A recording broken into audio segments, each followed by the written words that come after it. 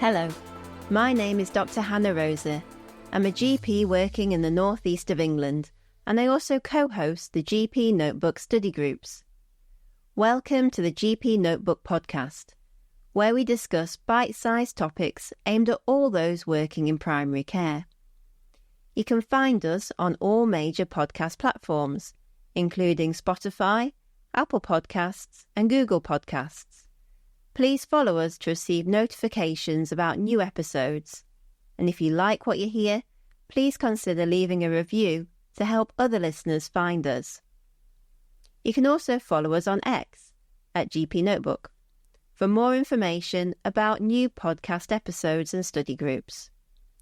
Finally, you can visit GPnotebook.com for podcast episode show notes and to find out more about upcoming study group meetings. In this episode, we'll be discussing the latest research on alcohol. As you'll all be aware, here in the UK, the guidelines state that to keep the risks from alcohol low, then we should not drink more than 14 units of alcohol per week. You've also probably seen or heard some of the health campaigns raising awareness that alcohol causes a variety of cancers, such as the big campaign from Cancer Research UK, where they state that the risk of cancer increases even from regularly drinking just a small amount of alcohol. There therefore seems to be some disconnect between these two messages. Can we still be telling patients that drinking alcohol is okay if they're not exceeding 14 units? To begin with, I thought I'd take a closer look at what is happening in other parts of the world. In January 2023, the Canadian Centre on Substance Use and Addiction published their latest guidance on alcohol and health. In this, they highlight that drinking even a small amount of alcohol can be damaging to health, and that it's best to drink as little as possible. They go on to state that drinking 3 or more standard drinks per week puts people at a moderate risk of harm, for example by increasing their risks of developing breast and colon cancers. Just as a quick note, they use the term standard drinks rather than units. This is a term used by a lot of countries in their guidelines. However, confusingly, different countries have different definitions of what constitutes a standard drink.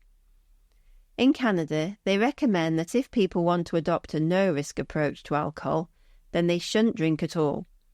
Or for a low-risk approach, then they shouldn't drink more than 2 standard strength drinks per week, which works out at under 3.5 units per week. If we look more closely at the UK's guidelines, then the Chief Medical Officer acknowledges that there's no definitively safe lower limit, but advises that to keep risks from alcohol low, then adults over 18 who aren't pregnant should not drink more than 14 units of alcohol per week. This is very different from the Canadian message, with the advice for low-risk drinking here in the UK being over 4 times higher. As well as countries producing guidelines to inform people on the recommended amounts to drink, another strategy which has been effective in some parts of the world is minimum unit pricing. In Scotland and Wales, the minimum price that alcohol can be sold for is 50p per unit, and from September 2024 in Scotland, this will increase to 65p. However, in England, there are no plans at present for introducing this. Instead, England has a milder version, a ban on selling alcohol below cost price. To illustrate this difference, in 2020, 14 units of alcohol in England could sell for just £2.63, whereas in Scotland, with a minimum unit price of 50p, it would cost at least £7. Why has England not adopted a minimum unit price initiative? That's a good question.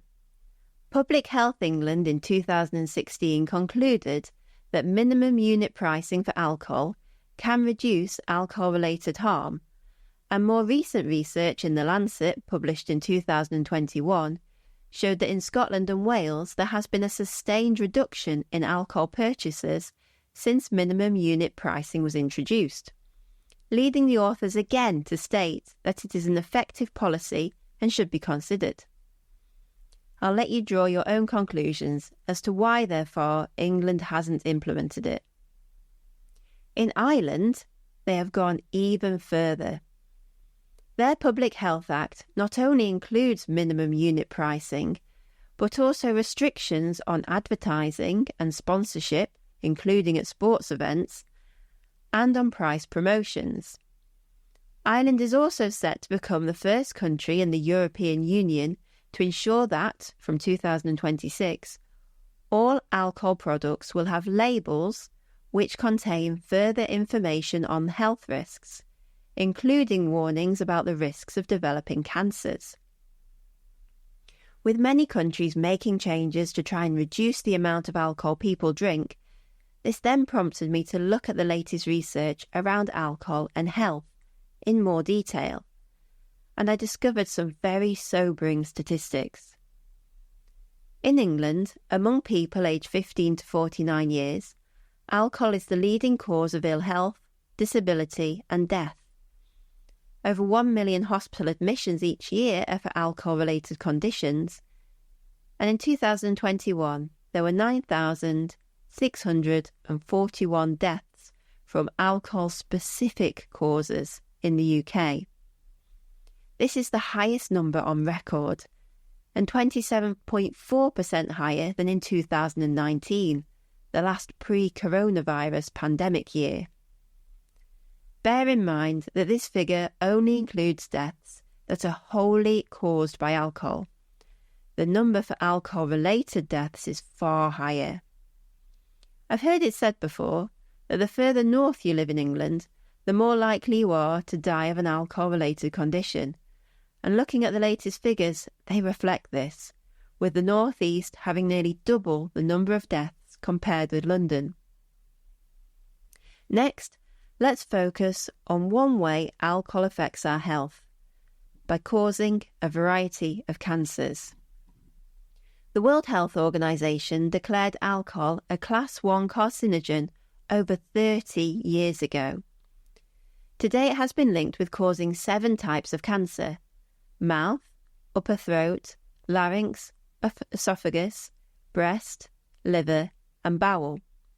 And evidence is also growing for an association with alcohol and melanomas, prostate cancers and pancreatic cancer.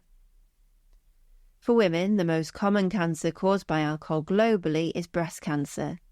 In 2021, the World Health Organization had a press release entitled "Alcohol is one of the biggest risk factors for breast cancer."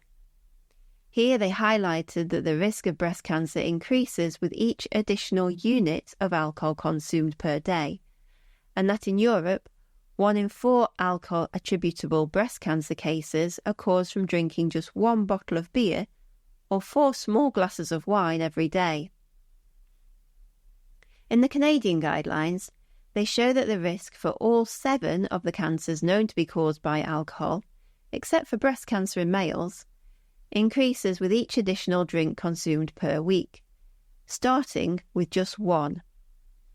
For example, the increase in risk for oral cavity and pharynx cancers caused by alcohol increases from around 5% with 1 standard drink per week, to 10% with 2, to over 15% with 3. 3 standard drinks being just over 5 units per week. And to really highlight the message, a study published in BMC Public Health hit the headlines in 2019 when they equated 1 bottle of wine per week to an increase in cancer risk equivalent to smoking 10 cigarettes a week for a woman and 5 for a man. So how much is alcohol costing society? Well, if we combine all costs, including to fund the services in the NHS, to manage alcohol-related crime, and due to lost productivity due to days off work, then it's estimated to be costing the UK, want to have a guess, between 27 and 52 billion pounds a year. So, in conclusion, I would argue that it's time for a new alcohol strategy in England to help improve the nation's health, boost economic growth, and to aid in the government's ambitions on levelling up. For us working in primary care, I would argue that we have a duty to educate our patients that the risk of harm begins with any alcohol use, and that we can no longer justify simply promoting the 14 units or less per week rule. Thank you for listening. I hope that you found this podcast useful.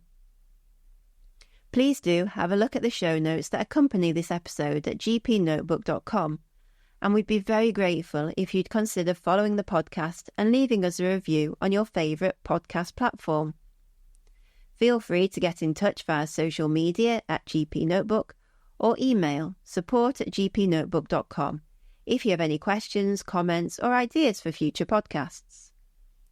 You should also visit us at GPnotebook.com to register for our virtual GP Notebook study groups and download free shortcuts to help improve the lives of our patients in primary care.